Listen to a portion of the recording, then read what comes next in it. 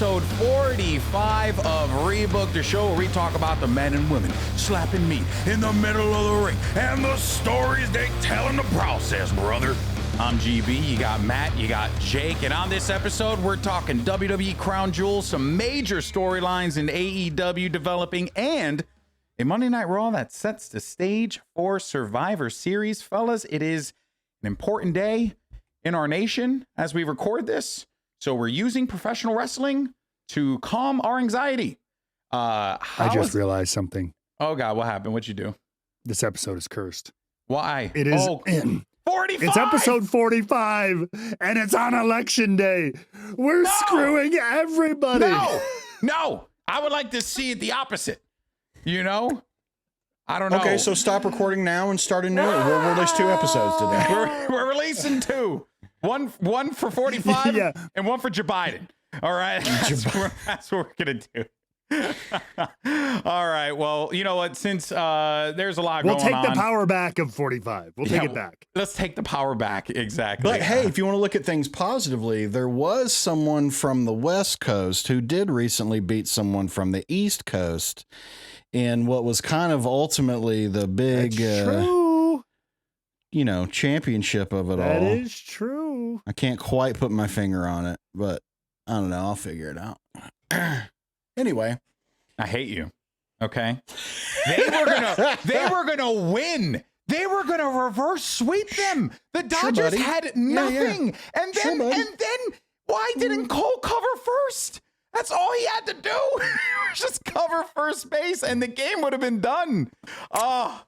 I mean, all Aaron Judge had to do was catch a fly ball. Aaron Judge had to do was catch a fly ball. Honestly, it's that. All Gleyber Torres had to do was throw a ball to third. I mean, yeah. But I do not fault the third baseman because that was an impossible catch. Like that was like he literally just like tossed it on the side. Anyway, but I am happy for my Dodgers friends. I always said though, if the Yankees weren't in there, I would cheer for the Dodgers. I mean, Dodgers are a great freaking team. How can you not cheer for Shohei Ohtani? He's a legend.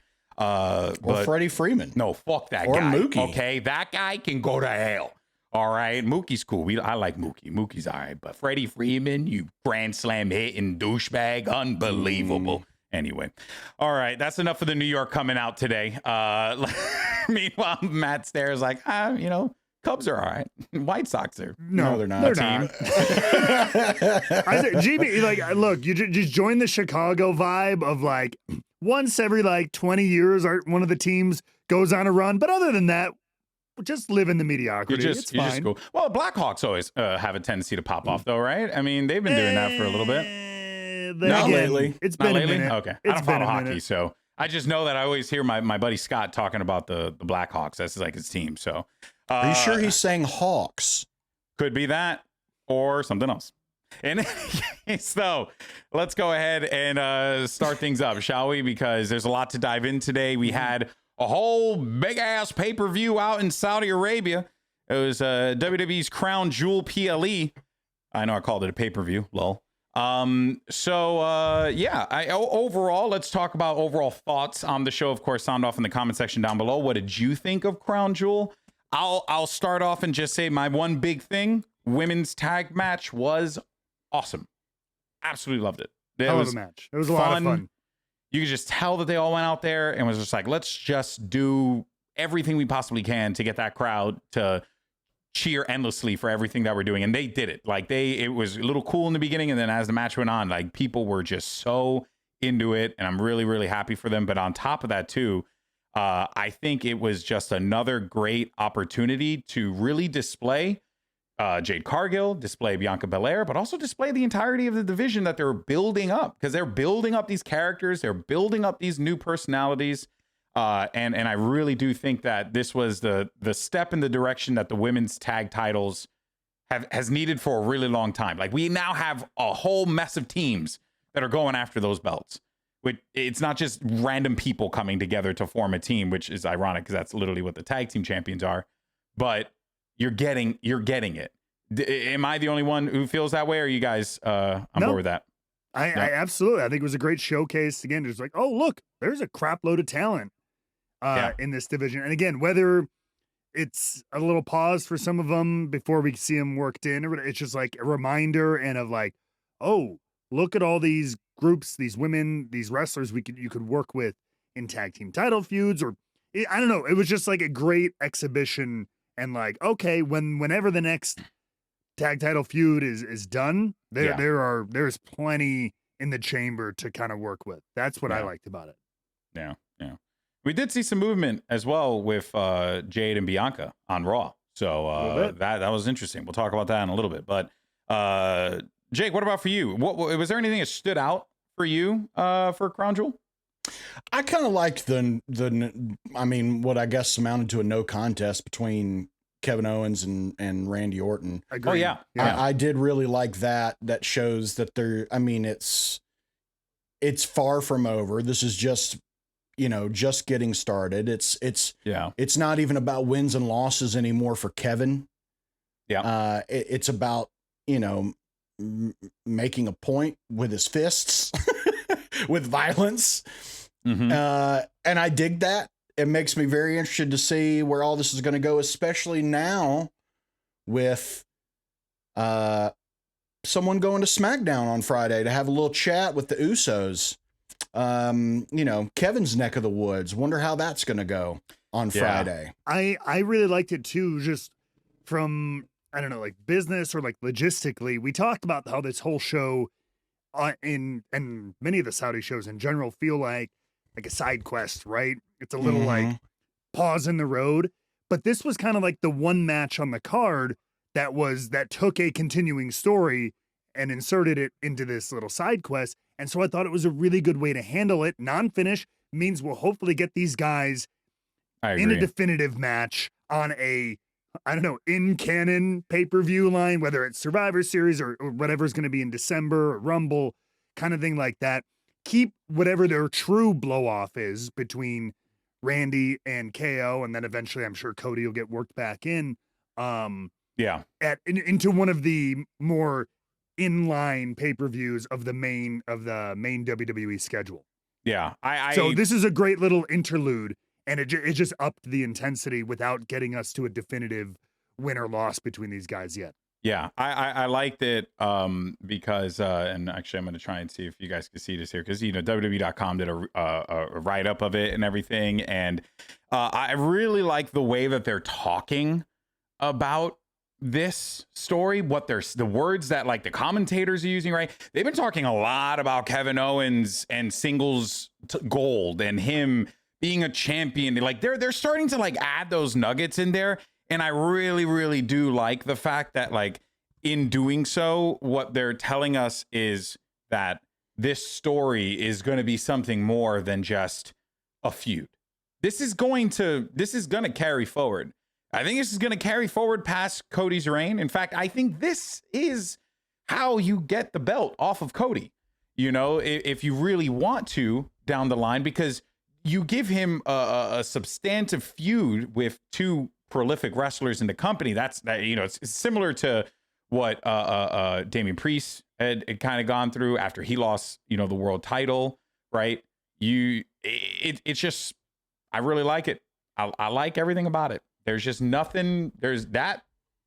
I actually would have been disappointed if they had a match. Now that I think back on it.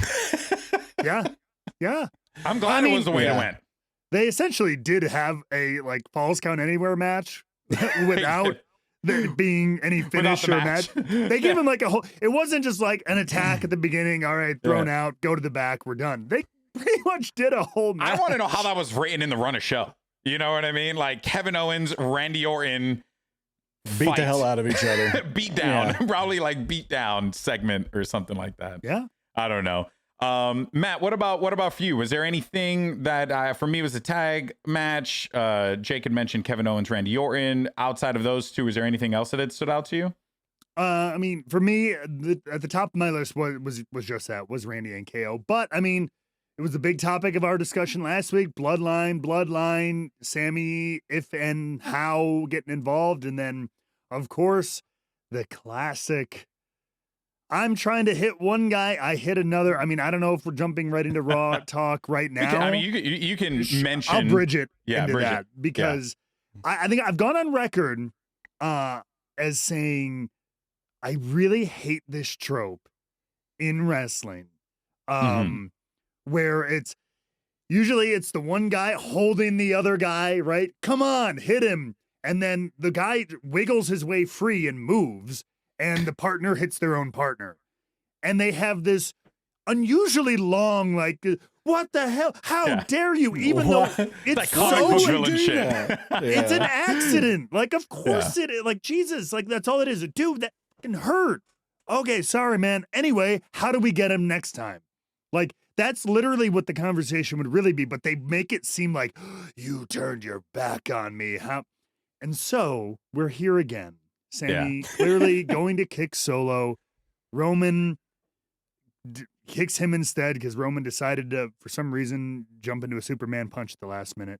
And they sell it with Jimmy saying, no, he did it on purpose. And I'll be honest, I still feel the way I normally did. I didn't love it, but the way they carried on through the promo, and I like the point Sammy made on Monday Night Raw about just turning it into not even talking about I didn't mean to do it, but they didn't argue the semantics of that, and Sammy turning it into this is what happens. This whole group of us, it always blows up. Somebody gets mad at somebody, like, and it all just disintegrates, and I'm not doing that again. So I appreciated it turning to that, like the history and the emotion of it, rather than the silly semantics of, no, of course he didn't purposely try to kick him in the face. Yeah. So I didn't love how it started, but I liked where they took it. I at least appreciate when they did that this time, that they had planted that seed before on SmackDown the night before with Sammy talking to Solo. Mm-hmm. So because of that little thing, because I agree with you too. I'm like, obviously I was not trying to hit you in the face. Like, what are we talking? Why are we even arguing about this? You know, if I'm a tag team part, why are we even arguing about this? He was beating the crap out of all of the other Bloodline guys not 10 seconds before. Clearly he's backing you guys up. Right. Yeah. But planting that seed of doubt by them seeing him talking to Solo and like, okay, well, what's going on here? And so from that perspective, I didn't mind it so much, but I am with you on, like, it's a trope that's done too often, for sure. Yeah. Yeah. It's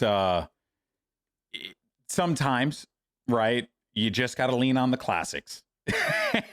and that's just what they have elected to do here. But to your point, though, Matt, I totally am on board with you on how you feel about the way that they're telling this story and the way that they're talking to one another and the types of promos. Like, if there's one thing that I do love about this era of WWE is that it stopped being about the bombastic, rah, rah, rah, rah, rah, you know, because like humans don't talk to each other that way. It's characters, you know, and real dialogue and conversations and emotions are involved. And because, you know, people are complex, so these characters should be too. Exactly. And because, a lot of time it'd just be like, we have a common enemy, brother. Let's go take them on and, you know, water under the bridge.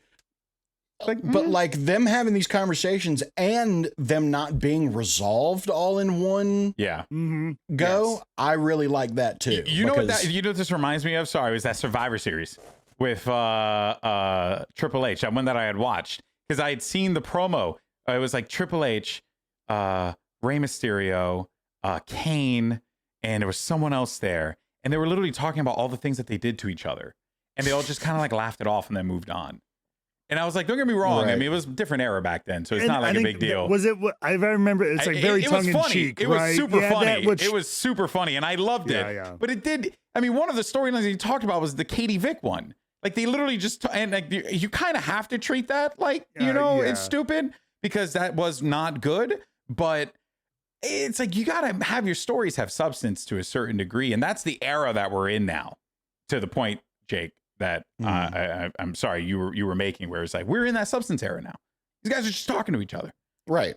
You know, right? How hard is that to do, though, Jake? Like from a performance perspective, to like memorize that shit, or do you feel like it's probably easier for these guys because they're speaking more from the heart rather than? I think it's easier because one, they have such good chemistry with each other. And they're also such seasoned performers. I mean, honestly, like I have to imagine, and I can't really speak to it because I've not, Matt would probably be able to speak more to this, but I would imagine you can get to a point that the Usos and Sami Zayn kind of are, where you're like, hey, this is the goal we need to accomplish with this segment. Yeah. Maybe hit these notes, but go out there and do your thing. Yeah. Because at a point you just trust your people to do what you've hired them to do. I know that's a foreign concept to a lot of people in businesses nowadays, but I think that I think you just kind of get out there and play. You go out there with an emotion, with a feeling. This is how I feel. I feel betrayed. I feel wary, but also like, it's just a lot of different emotions kind of wrapped up in one. And if you can kind of pick 3 of them out of the air and just go out there and feel those, it'll come through. It'll come through in your performance. Yeah. Yeah. Is that what you're getting from it as well, Matt? Like, cause I know, you're a theater guy, you got the background, you got the chops. So like I feel like, and also this is an environment that guys like you would fucking thrive in. But how do you feel about the way that these guys are doing promos now? Cause it's definitely changed, right? The game's changed. It feels like. Yes. No, I mean, they're much more, it's everything we say. They're much more layered. They're much more grounded. For a lot of the top guy, people have all the argument about like how scripted promos were. And for some people they were. A lot of the top guys have often had more freedom. Like that's not a brand new thing. A lot of people think like Vince only, the rumors of like scripted everything for everybody. No, it wasn't. Like guys like Cena, guys like Roman, guys like Seth always had a little bit of freedom to act in promos as long as they hit their notes. But it seems like it's a little bit more of a wide cast net with regards to that. And yeah, Jake's right. That's I can tell you from experience, that's exactly how it works. You have something and it's kind of a bullet point improv. I mean, you can't just go on and on and on because the segment has to be, 10 minutes or whatever.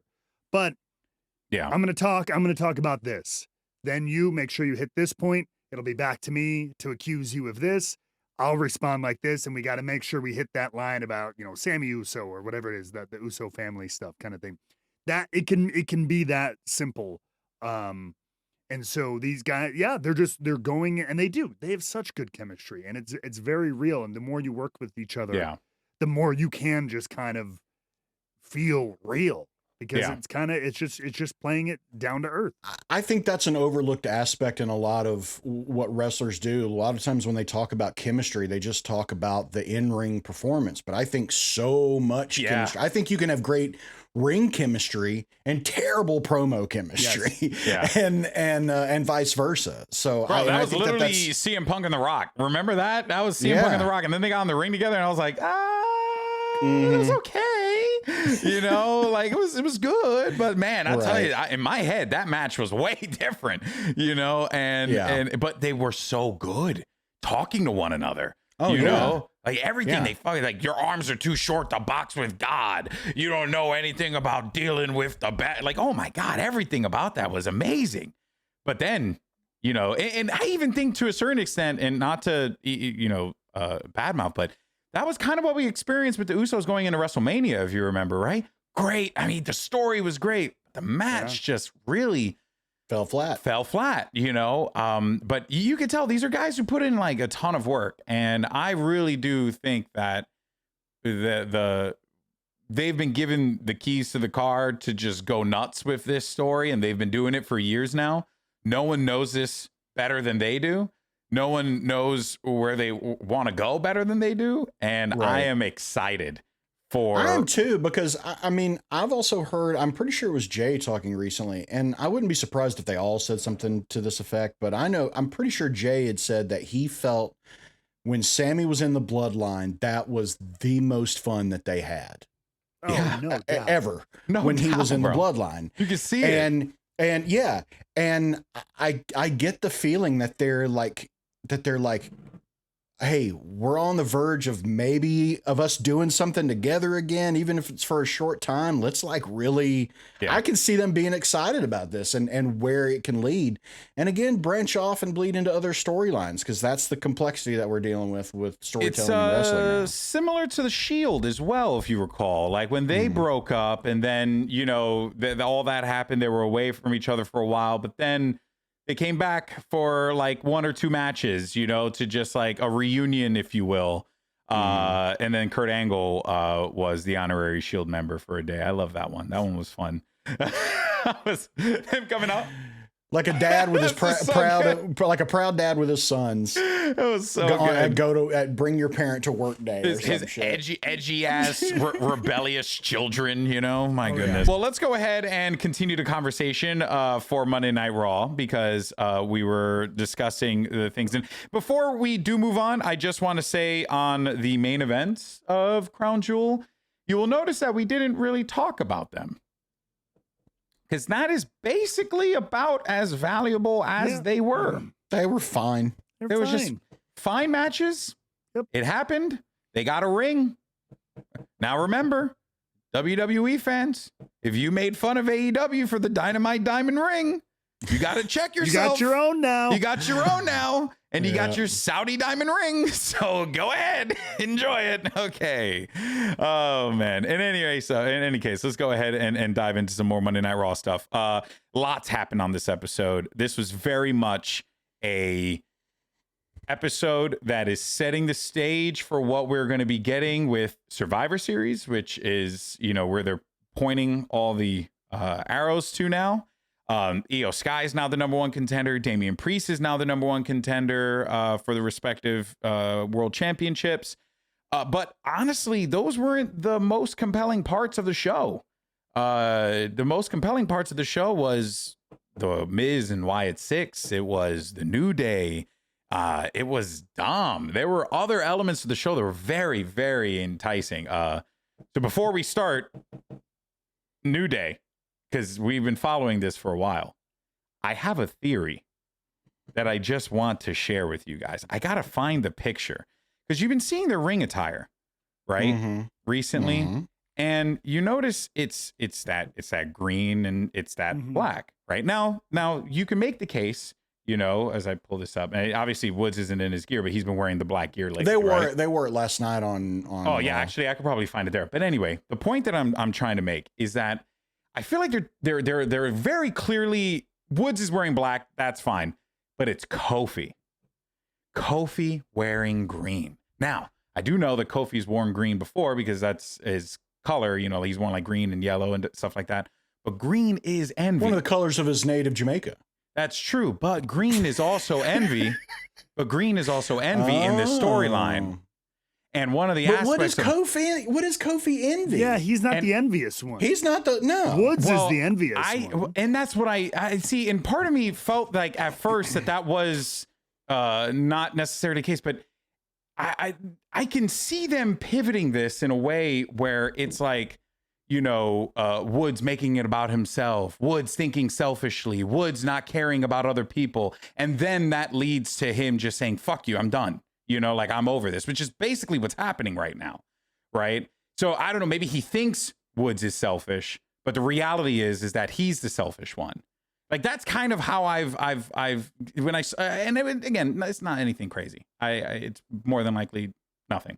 It definitely is nothing. If anything, is more Woods wearing black is more important here. But I think GB's been hitting the green. Probably is what I think has been happening. But the reason why I say this is just because this story has been the crazy all over shit the place. He tweeted this weekend while we're on it. What was it you tweeted this weekend? And I was like, my man's been hitting the pin. He thought Dom was going to win the Fatal 4-Way. That's right. Wait a minute. He almost was that did. Really crazy? No, I agree. Yeah, I don't think that's crazy. I think that was a very much possibility. I saw that whole match graphic pop up, and I was like, "There's what? No, there's no way." Other than just that Dom versus Gunther is a weird, you know, with heel kind of weird storytelling. But I would have loved to see Dom in that, like, squeak one out. That would be freaking great. What supported my theory when I was watching the show, I like looked at my wife and I was just like, I think I think Dom might win. And she's like, yeah, sure, whatever. And it was when the Gunther promo happened.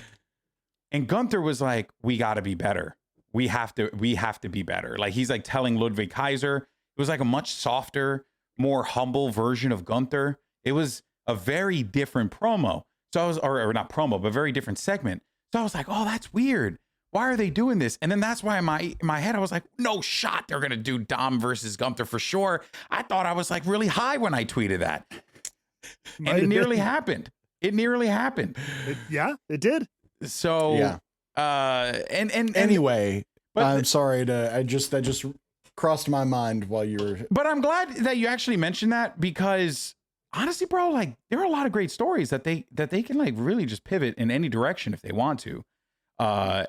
And we've been seeing that. Like, I think the one that I really want to talk about is the Wyatt Six with Miz, because I just thought that the showing Bo Dallas and what's his name? And Curtis Axel. No, his first name, Michael McGillicuddy. Was that his name? Oh God, yes. No, Yeah. at the time he wasn't. No, at the time that they showed in the video, but his OG NXT name was McGillicuddy. Yeah, McGillicuddy, yeah. Yeah.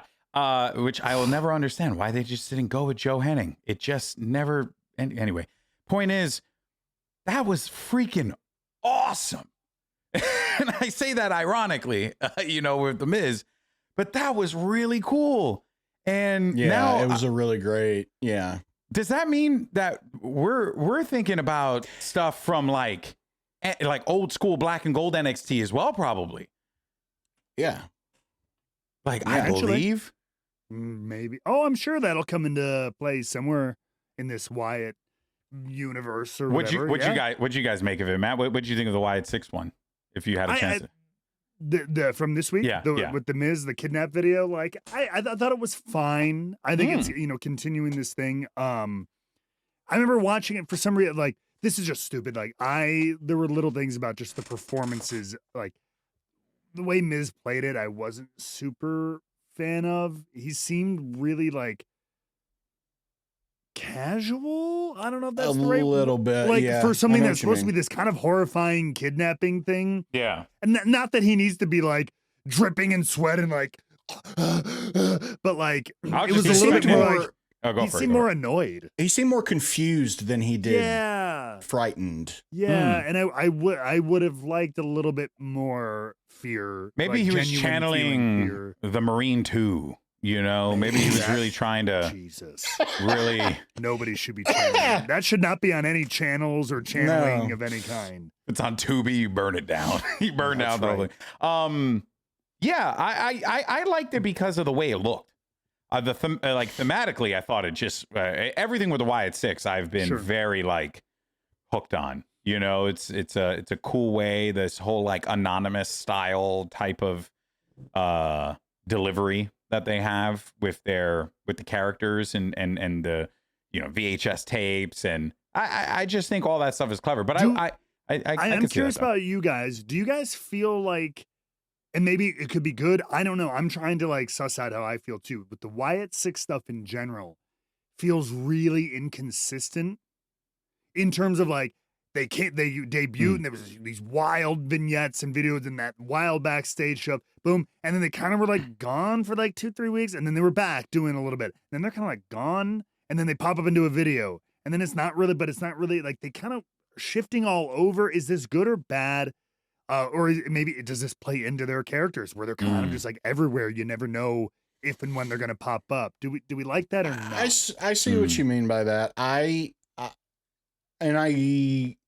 kind of lean toward when you're doing something like this, less is more, because it is kind of leaning on the, it's bordering supernatural, it's bordering ethereal kind of. Yeah. It's like it's this almost in between place of reality and make believe in a way, and it's harder to do that it's harder to buy into that, I think, when you're seeing it all the time. You'll start to see the cracks more.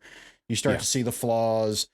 But plus, like from a story aspect, if it's like, well, what, like their intentions like seem to be kind of all over the place. And that's kind of interesting to me because I want to know why, like exactly what it is. Because even they said to Miz, we didn't care about the final testament. Yeah. We wanted you. Which I think that was a very true statement, by the way. Yeah. And I liked that. I thought that was, and also I think that I also think the segment that they did it during is telling as well, because they did it in the middle of Kofi and Woods in an argument. Yeah. So I think a lot of these things are being done with more thought and consideration than we think. It's just hard to know the symbolism until we get deeper into the story. Yeah. That's a good breakdown. I kind of feel like that's what's going on a little bit. Yeah. Because I would rather them take their time with something like the Wyatt Six than just keep trying to shoehorn them into storylines or whatever. It's like, no, let's sit back, let's write this thing out, let's plan it out, let's get it the way that we want it to be, and then execute it. Because I just think like it's so much different than just, Seth, go out there and be Seth freaking Rollins. Or it's a lot more complicated than that. So I kind of like the direction they're taking it. But I do want to learn more about them and their motives. That's what I want. It's too, I don't have much else to add because I was honestly like perfectly said, but the only parts that I will say is I think part of the reason why we've been getting less of them now is because of the switch to 2 hours. You don't have that hour anymore. And I think had we continued to do a 3-hour Raw, you would have gotten a little bit more Wyatt Six as a result. But that, to Jake's point, has actually been a blessing for them, because every single time a Wyatt Six segment happens, it's kind of like the Firefly Funhouse. It meant something. You paid attention to it. You knew that there was something of value that was going to come out of this segment because it was either going to push a storyline forward or it was going to be something that was just genuinely engaging. And it's quality over quantity. And every single segment that the Wyatt Six has done has been engaging. And even when they have, ended feuds like the feud with American Made, they won the feud. American Made ran with the tail tucked between their legs. They're now feuding with LWO. They decided to go south of the border, take on some of us brown people. All right, but I mean, like your election showing, bud. But honestly, like I think that is, it's been really well executed, and to that regard, inadvertently, I think. I don't know if it was intentional or not. Like, because if we had 3 hours of Raw, like, would we be seeing more Wyatt Six? Probably. You have to make that assumption because you need content. 2 hours though allows you to be a little bit more creative with it. So yeah. But before we wrap up Monday Night Raw, we do want to talk briefly about the main event. Actually, two big sections that happened. Io Sky is now the #1 contender for the Women's World Championship, and Damian Priest is now the #1 contender once again for the World Heavyweight Championship. Personally, I still think these are like stopover feuds or like matches for both. Yep. But Damian Priest is back in the title picture, so that tells you that they definitely are putting a lot of stock into his stories. Look at the presentation that he had. He had new music, I'm pretty sure. I didn't like it on Raw. Yeah. But his presentation was pretty awesome. Yeah. I mean, so they're clearly pretty high still with him. On him, yeah. I didn't like the music, but I liked everything else. I liked him coming out, doing the thing with his arms out and the fire.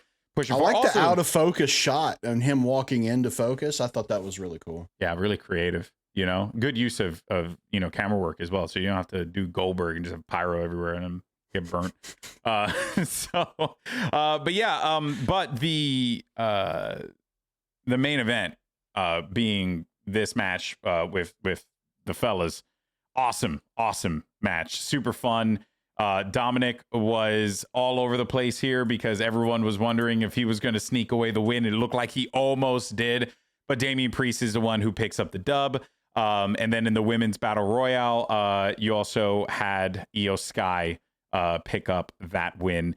And I think it just is another reinforcement on the women's side that Io Sky just continues to be a great option for them to lean on in a lot of these matches. But I am shocked that they didn't go with Lyra Valkyria.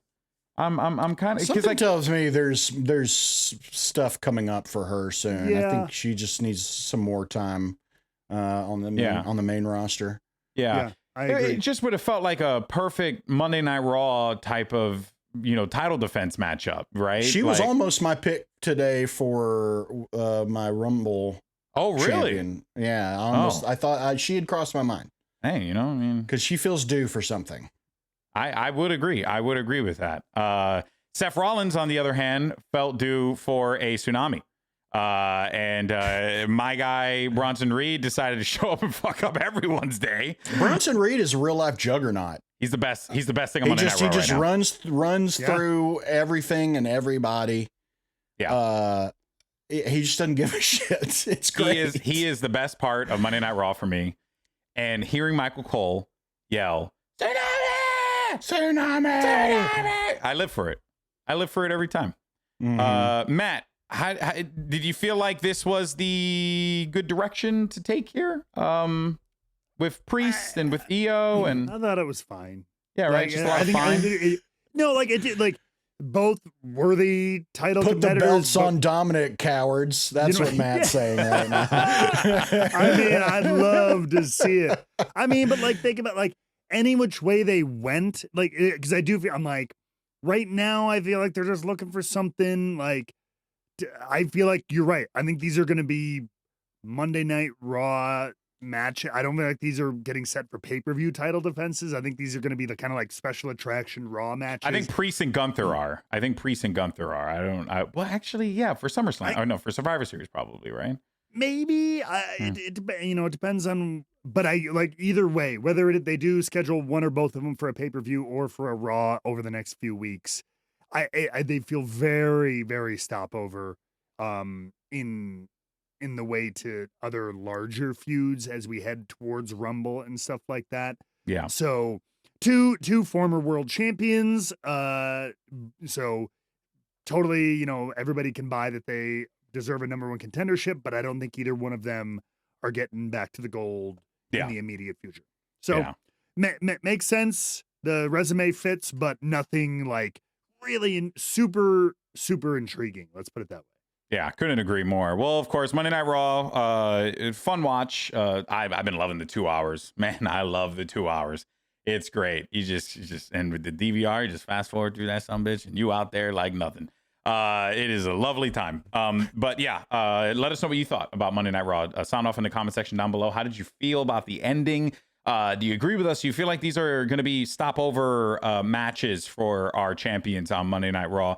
We didn't get much into SmackDown, but, I think we're going to be waiting to see what happens over there on SmackDown this week. And then next Tuesday, we'll roll up the sleeves and talk a little bit about what's going on over in the Blue brand. But we are going to take a quick break. When we come back, we're going to yap about some AEW and a new thing that I want to do. That's right. We'll be right back. Hey, everyone, if you want to join us on Discord, you can go ahead and click the link in the description down below right here on YouTube, as well as on Spotify and Apple Podcasts. Join us on Discord so you can be a part of the conversation where we talk about all sorts of things happening in the world of professional wrestling, on top of the fact that we're just a couple nerds. We just like talking about wrestling, talk storylines, talking all the fun stuff. Check us out on Discord. You can click the link down below. We'd love to have you join us. It's a good time, and we'll see you there. All right, everyone, welcome back to Rebooked. So we just talked about what was going on with WWE. We talked about Crown Jewel, Monday Night Raw, but now let's talk about AEW. So we've really been focusing on the primary story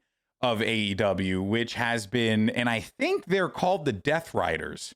If they are called the Death Riders, that is the most badass name that you could ever come up with for a group.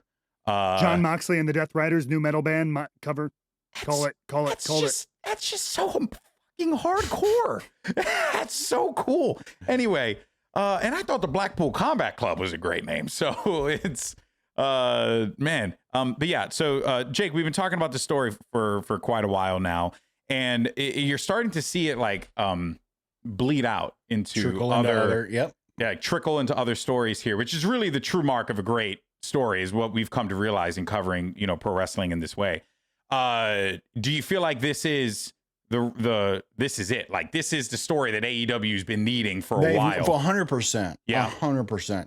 This honestly is starting to feel like a soft relaunch in a way of AEW. And we're kind of setting up some clear lines and also blurring some others. I really, you want to talk about it bleeding into other stuff. I really liked the backstage segment between our TNT champion and Daniel Garcia. I thought that was a tremendous promo, and it was really interesting listening to them talk about just like where they are now and where they've been and how they're kind of mirror versions of each other. Yeah. And how Garcia needs to, decide what kind of man he is, decide what kind of wrestler he is, if he wants to, ever sniff anything like the TNT title. Yeah. So I thought it was great stuff from Jack Perry too. I mean, I think Jack's getting better and better every week at promos. Yeah. That one in the back was very, very good. I really liked that one a lot. And it definitely made me more interested to see where this goes. Is this setting up, a fall from grace, if you will, for Daniel Garcia? Is he going to embrace that dark side, or does he, can he amp up his, we'll call it, aggression, or his, whatever. Can he amp that up without sacrificing who he is? Yeah. And I think that's a fascinating storyline. And we're also seeing it with Orange Cassidy. So it's great that they've created this story that is about changing the zeitgeist, if you will, or dare I say, shifting the paradigm of AEW. And it's making everyone question everything. Yeah. So it does, like I said, kind of feel like a soft reboot in a way of like, let's do something extreme and let's really see what we can come out with here. Yeah. And we, of course, do our show, the day before AEW airs. So, we are always a little bit later to the party as far as like what happens. But one of the key things that did happen was that the Elite lost the tag team titles, and Private Party are now the new AEW World Tag Team Champions, which is massive. And it's kind of led me to this theory, guys, where I feel as if one of two things can happen. The AEW originals are going to start stepping up and start winning championships, right? And then in comes the Death Riders. And the Death Riders are going to try and take every single belt that they possibly can away from the de facto faces of AEW. I think I don't know how they do it on the women's side, honestly, because I'm very compelled by what Marina Shafir is doing. I just don't know the motivation of the character or anything really about the character. Just she hadn't talked at all. She hasn't talked at all. But that is really smart because she seems to be the most pissed off out of everyone. I don't know if you guys have noticed that, but I think she's the least intriguing. Really? Okay, go on. Why I think because it just seems like I'm angry face in the background. I guess because I want to know why she's angry. I'm because she's standing with Jon Moxley. That's why. Yeah. And you have to. I don't feel that. It doesn't seem interesting to me. It just seems like kind of one note. Yeah. I'm like, okay, you're just the angry, like early China, kind of vibe of just like you're gonna stand there and look mean. The China beta. Kind of, you're just gonna stand there and look mean. I don't know if we're gonna do more. Maybe, hopefully, please give her more. Yes, I'm not saying cut long ass promos or anything like that, but like, Yeah. I do. You do want to hear a little bit of the motivations of everybody in this group. Over time, Yeah. hopefully, but I would like more from her. I am not intrigued by her. Yeah. Yeah. Because you see, the thing is, everyone that is in that team, outside of Marina Shafir, well, she kind of does, but less so, has like legitimate reasons to be like frustrated with the system, wanting to kick it back, you know, blah, blah, blah. Right. Think about like Claudio coming from WWE, Cesaro. He comes over here and then he wins the Ring of Honor TV title or the World Championship or something like that. And then, you know, he's doing his thing, and then he kind of just like falls into the background. Right. You get Pac, who comes in, one of the most prolific professional wrestlers in the world, and he comes in and he falls into the background. You get, you know, like, and I feel like that's what they're trying to, you know, clearly that's what they're trying to like build upon. But for Marina Shafir, I just don't know what that was, because she didn't really have a connection with the audience before this had happened. She just kind of showed up with Jon Moxley, to your point. Well, I mean, she showed up before. I mean, she showed up. She was the first one. My mother-in-law originally. Remember, like they had the problem, Marina Shafir and everything. Well, exactly. So I think for her, it's less of a, I had this huge thing and they just kind of kicked me to the back. It's like, I've never been able to get off the blocks. Ooh. I've never been really given the chance. And even in WWE, her NXT and WWE run, you could make, you know, without directly referencing that, like in my whole career, I've never been really given the chance to show who the hell I really am. Mm-hmm. And now Jon Moxley and the rest of these MFers are giving me the chance to really let that beast out, kind of thing. That's what I'm going to assume coming from her is now. Yeah. And I would love to see that evolve over the next few weeks and months. Yeah. Yeah. So maybe I'm wrong. Maybe I am intrigued by Marina Shafir, but by the potential of it. That's what I was saying. I am intrigued by the potential, because they can have fun with this. They could really have fun with this, because I feel like, again, they have purposely kept her quiet.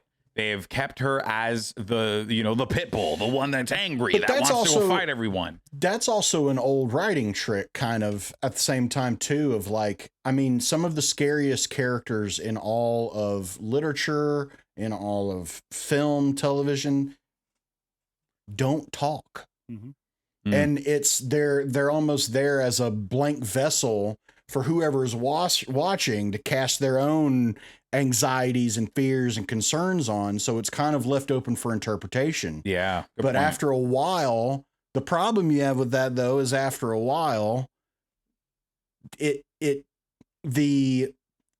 your audience is informing who the character is instead of vice versa.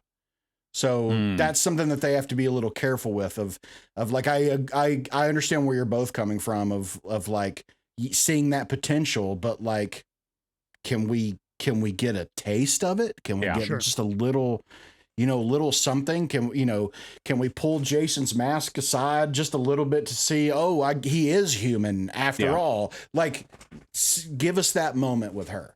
Yeah.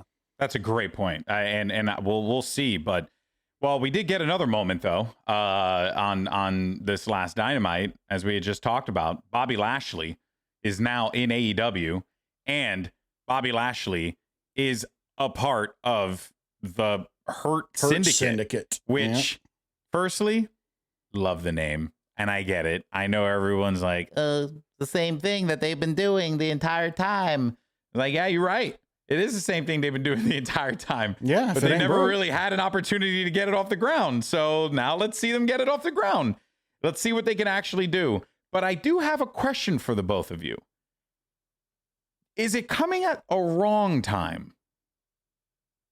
Is the Hurt Syndicate showing up at a bad time? That's a good question. In AEW's narrative journey. Riders. Yeah. You know? Like, because when you're establishing a stable, right? You're, as we've learned from this show, Matt, you've always said, right? What are the things that you do? You drape a stable with gold. You know, you establish these teams, right? In ways that make them like authorities. I don't know where you fit the Hurt Syndicate with the current Death Riders and them holding that gold. So obviously, I don't really see them interacting anytime soon.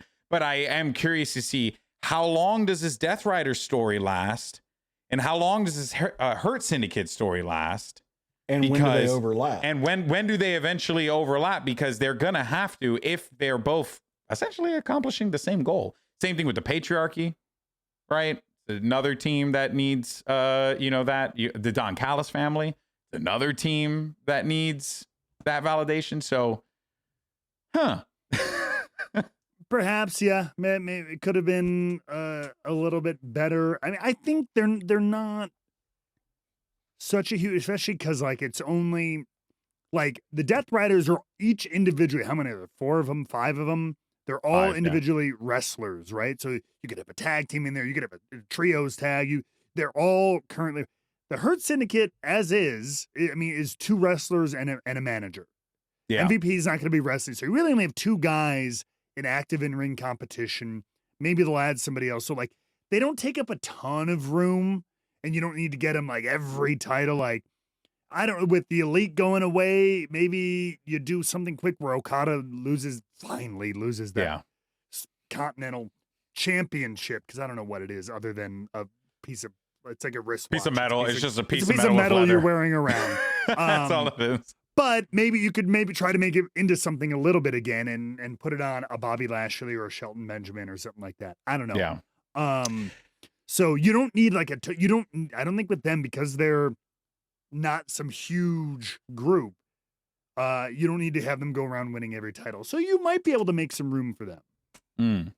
Jake, it seems like with a good story. And I think with Swerve is a great one because he's a top guy there. That is true. I kind of feel, I don't know that Hurt Syndicate needs to be draped in gold to start out, because they kind of have some built-in prestige already as a pre-existing stable. Just them alone. Just 3 of them alone. Yeah, right. Yeah. So isn't the same thing as like the patriarchy with Nick Wayne. Yeah, it's not, you're not building one from fresh. There's still some, emotional, baggage there for that they can run with. So I think that they can do that for a while, but like at a point it's going to be like, because if you think about it, it is kind of conflicting ideologies, even though they go about it the same way. For the Death Riders, it doesn't seem to be about the prestige. For the Hurt Syndicate, it's 100% about the prestige. Yeah. I want the titles. The titles mean that I'm the best, and I will hurt you to get them. I don't care how I have to hurt you or how badly I have to hurt you. Yeah. Give me the gold. So it's kind of, that's going to be an interesting thing to watch play out, like as they do eventually have to cross paths, I would think. And as a matter of fact, because I think you saw this with Hurt Business in WWE, that they were kind of pushed as heels, but they started to be embraced more like faces, just because of the general attitude and whatever. So I could easily see a Hurt Syndicate, this new Hurt Syndicate with this newfound attitude, being a formidable opponent to the Death Riders. And I think you could make some really compelling stuff out of that. I also can see it going where eventually Orange Cassidy gets the better of Jon Moxley. Cassidy wins the world championship, and then in comes Bobby Lashley after just beating like Swerve, after just beating like who else? Like they'll find someone for Bobby to have defeated to like kind of give him that aura of legitimacy within AEW, even though everyone knows Bobby Lashley is legitimate as fuck. So you give yourself an opportunity as well to kind of, you can go the face route, as you had mentioned before, because they were capable of doing that, as we have seen. And to reiterate, everyone loves these guys, so it's not that shocking. But we've also seen them, play the bad guy as they're doing right now. And they're very good at it as well. These guys are very good at what they do, and they have great chemistry together, which is the reason why, they keep finding each other. They keep making this happen. And I think that if they are given that free reign, if they're given that opening, and if the Death Rider storyline is the catalyst for that, that would be fucking cool. That would be really cool. Could be. Could be. You can go John Moxley versus Bobby Lashley. You can go Orange Cassidy versus Bobby Lashley. You could do Hurt Business versus Death Riders, as you mentioned. You could do Hurt Business versus the AEW Originals again, if you want to keep that going, which I don't think they should. But yeah, very cool stuff. AEW is quite exciting. We'll see what happens this week. Hopefully we'll get some Bobby Lashley, movement. I don't expect him to be in the ring Not anytime right away. soon. Not for a couple of weeks at least. I think. Make that a big deal. They'll make that into a pay-per-view thing. I think Full Gear. We'll see it. We'll get Bobby versus Swerve. Woo! Sweet Lord. That was going to be good. We love making this podcast. It's super fun. And we like just talking about a variety of different storylines in wrestling. So I had this idea and I floated it with the guys. And, listen, if it sucks, it sucks. If it's great, it's great. You guys let me know. Honestly, I don't really care. Way to sell it, GB. I'm keeping it a $1.50 with our listeners. It is, whatever. It might suck. Anyway, here's the thing. They might hate it. And they might like it. Anyway. Just propose it first. The core of the idea is a wrestling book club. The idea is you guys give us matches, pay-per-views, specific matches that you want us to watch. It doesn't even have to be a pay-per-view. It could be Monday Night Raw, Dynamite, it could be Collision, it could be anything, but it's just something notable, right? And you want us to watch it, and you want us to talk about it and analyze it, and we look at what came before it, what came after it, and then we ask the question whether or not they cooked with the story, or if it was kind of okay in the end, right? Like whether or not they should have pivoted or not. That's the core of the idea. So if you guys listen to this podcast and you want to participate in that, join our Discord. You can find the link down below. And just there's going to be a channel that we're going to make that you could just go ahead and put YouTube links for matches. You could just put the match itself, the dates. You could just put the name of the pay-per-view. I mean, it's the internet. We can find anything. So go nuts. But yeah, any matches you guys want to talk about, or any pay-per-views that you want to talk about, stories, feuds, kind of thing. It's kind of like that rebooked nature that we've talked about before, but just give us an example of a scenario, and we'll look back at it here with our 2020 lens, whether it was last year or 20 years ago. Yeah, and then we'll decide right move made at the time, or could we have done a little better? Yeah, exactly. You guys got any matches? For me, the one I wanted to start off with was Brock Lesnar versus AJ Styles at that Survivor Series pay-per-view, because it was so weird. Jinder Mahal was the champion going into that pay-per-view. That was wild. That's the one that kind of started all of this, because I had watched that match and I was like, wait a minute, what the hell happened beforehand? And then I went and I found the date and the episode and the number, and then I watched it. It's like, this is insane, man. They were just doing whatever. They had no long-term idea. I think that there was a better match with AJ Styles with Brock. The match was already set with Brock, and I think it was just this is going to be a better match. And they already determined that was when they were doing champions versus champions or whatever. It wasn't Brock the champion on Raw or whatever. Yeah. Right. So I think whether it was something Brock wanted or I love Jinder, but the match I think was better with AJ in that spot. Yeah, I think it's as simple as this is a better match for a Big Four pay-per-view. Yeah. It would have looked bad. It was a great match. Yeah. Can you imagine just Jinder getting just F5'd and German suplex all? Because realistically, that's the only thing they could have done. If they had done that match, I don't think they would have been able to that was when they were feeding Brock Lesnar. They were giving him protein. I mean, I'll give a missed opportunity. Although I'm glad that they didn't, because they're here and they're alive and I love them. But the Bollywood boys getting German suplex and F5 two at a time thrown into the 15th row would have been fantastic entertainment. I mean, for their health and safety, I know they would have been. I know that Harv and Gurv, you guys would have been huge. You would have been so into it. You would have committed to it 120%. But that would have been a hell of a couple of gifts, if you will. So actually, speaking of them, they've been killing it. By the way, they're going all the time. I love those boys. Yeah, I watch random like indie shows on YouTube, and then out of nowhere I just see them coming out doing the dance, having a good time, and everyone's enjoying it. It's a beautiful thing.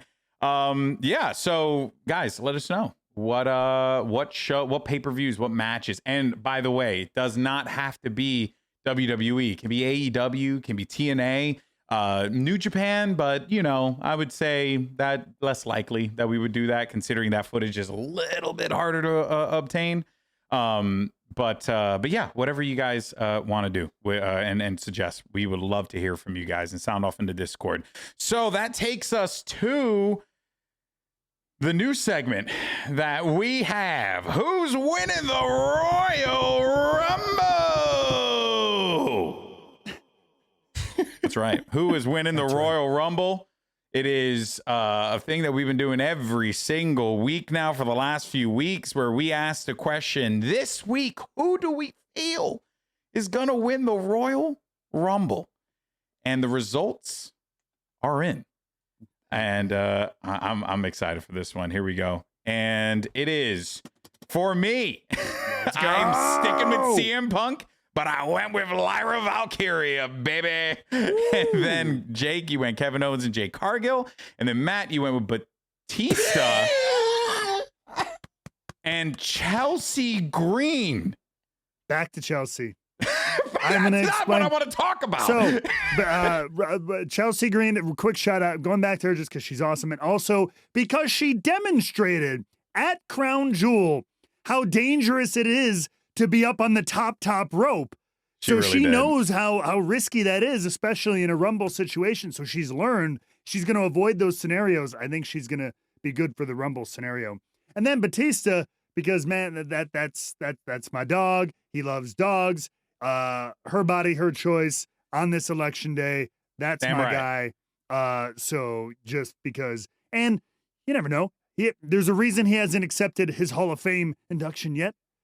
I think because there's always a chance to go one more round, and it could be this. You think the animal's back one more again? Oh boy, one more again. Oh boy. Say no. Oh, now when you close that, that'll be exciting. Okay, I don't mind those. The Batista, you had justification, so I'm gonna. It's better than Adam Pearce, so okay. I don't know. Adam Pearce is a regular fixture at least on TV. I had a great story pitch for Adam Pearce winning. To be fair, RTC Ivory. Don't tell me you wouldn't love that. It's just Don't tell me that one. the bee-oo. All right, Jake, here you go. Your time. You got Kevin Owens. You're going for 4-5 times for KO. Mm-hmm. So you're sticking to KO, but you're like me. You're on the women's side. You're not too sure. You went with Jade Cargill, first time for her. What made you go with Jade? Their little showdown during the number one contender match. I just feel like it is time to take off the training wheels for Jade Cargill. Let's turn her loose and see what happens. Put her in the Rumble. Let her go nuts. I'm just interested to see where she can go from here. Yeah. So I'm kind of they're still like very much teasing the split of that team and it possibly not ending well. I'm all for it because I think it'll be a blast to watch. Yeah. I think that could be. I do think that could be one of the Mania title matches. Is Bianca and Jade. Bianca wins it sometime between now and Mania. Yeah. Jade wins the Rumble and that showdown is set. I think people have talked about that since she showed up. And then especially once they started teaming together shortly thereafter. So, well, I mean, they've been calling it since they were teaming, bro. Since the freaking beginning. They're like, I can't wait for them to fight each other because we know what's going to happen. And then they were like, no, we're going to stick together for a little while longer when they lost the first time, which was still like, I know why they did it, but it was always like, no, they're not breaking them up right now. They have nothing for them to do. If they broke up, the only thing would be for them to fight each other, and now's not the time for them to do that. Right? Good calls. I got to tell you, Kevin Owens, man. Each and every week you've been saying Kevin Owens is growing stronger, and fuck, bro. I do actually think KO can do it. Imagine all this shit stretching out to January. Kevin Owens still is not allowed there. And we do what happened with Becky Lynch one year. Someone's music hits, you know, Horses. maybe it's number 30 music hits and it's not Kevin Owens. And then as they're about to get down the ring, Kevin Owens comes out, beats the shit out of that person, gets in the ring, wins the Royal Rumble. I don't know. Hey, dude, if there is a wrestler that they would have pull that off and can pull that off, it will be Kevin Owens. So that, yeah, keep an eye on that one. I decided to go with CM Punk again because I'm still sticking to my guns. I think, you know, they wanted him to win last year. I think they really want him to win it this year. It's a he's still a draw. It's a great marketing opportunity for them. I see no reason why they wouldn't do it. And then on the other side, Lyra Valkyria, because of what happened on Monday Night Raw this week, where she was fighting Io Sky in that last spot. And the whole time I was like, if they don't give this, if Lyra Valkyria doesn't like get this win here, I think that there's something further down the road for her, right? And because she has been another one of those wrestlers that they brought in with a ton of fanfare, and then she's been just chilled.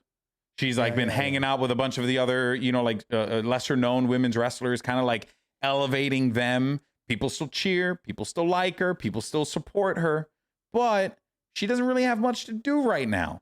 So a Royal Rumble win, I would even go as far as to say I really do think that top 4 of the Royal Rumble might very well be the 4 women that we picked here. Funny enough. It could be Lyra, it could be Jade, it could be Chelsea. Like that could easily be the top 4 as well, which is crazy. Lyra, Jade, Chelsea, Ivory, Final 4. I mean, yeah, but if she's not in the RTC gear, don't count. So don't count. That's true.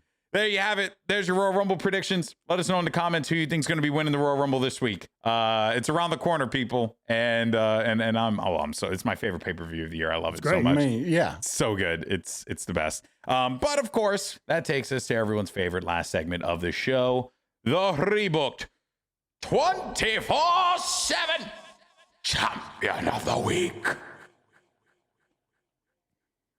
Bueno. Okay, so here we go. Rebooked 24/7 Champion of the Week. You guys got yours? I do. You do? Matt, go first. Go first. Do you mind if I go last? Oh, okay. You can go because last. I think you'll find it apropos. I do have one.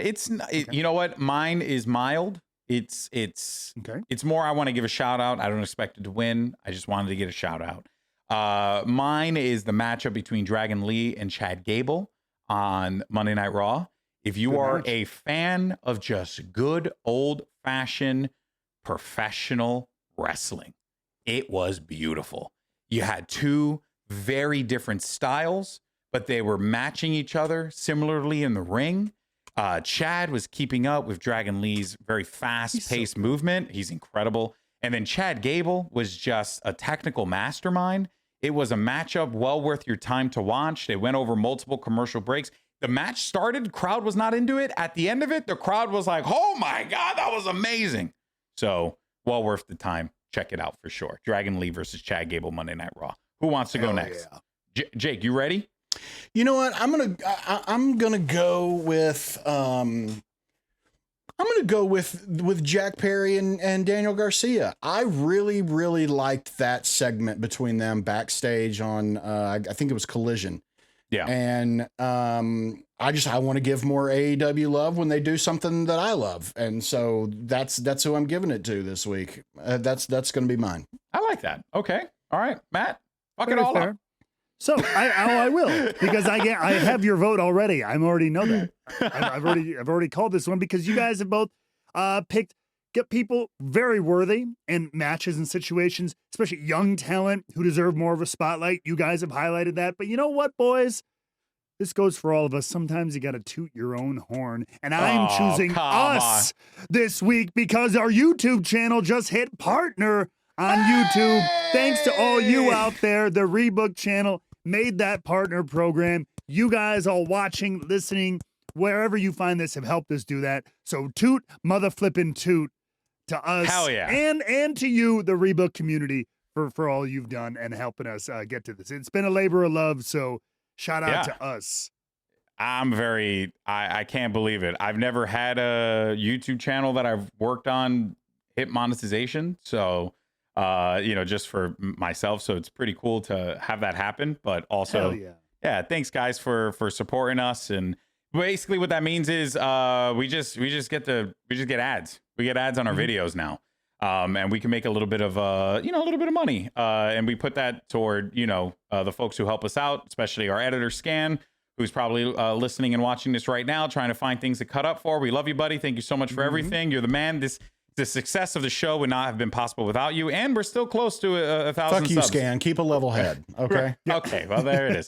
We're right around the corner to 1,000 subs. So if you really like the show, please just go out there and tell someone about it. Tell someone about the show. Be like, hey, this podcast, 3 dudes, one guy's a freaking pro wrestling commentator and wrestler. The other guy's a professional writer and the other dude's an asshole who talks too much. It's a good show, damn it.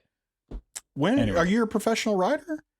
You're a professional writer, Jake. Oh. I think the world I of thought he you. was the asshole. I thought I was the asshole who talks to him. No, Jake, I think the world of you, buddy. Come on, man. Come on. You gotta lift our brothers up. You know what I'm saying? Yeah, that's it. All right, guys. Well, that is gonna do it for this week. Lots of fun stuff that we covered, obviously. And I'm just making sure that we're a little good on time. We're a little over on time, but that's okay. But yeah, lots of happenings in the world of pro wrestling this week. But we're gonna be keeping eyes on what's going on in the world of AEW. What's happening with the likes of Bobby Lashley, the Death Riders, what's going on in WWE with the Bloodline, which we should find out a little bit more on Friday, and even the ramifications for Cody and Kevin Owens. And then let's not forget, you also have wrestling all over the place, right? You have Maple Leaf Pro Wrestling. You also have our favorite, TNA Pro Wrestling. You got to check it out, okay? Because they're doing some great stuff over there as well. It truly is, I say it every week, an awesome time to be a wrestling fan. All right, folks, that's going to do it for us. We thank you so much for watching and listening. We'll see you next time. Peace.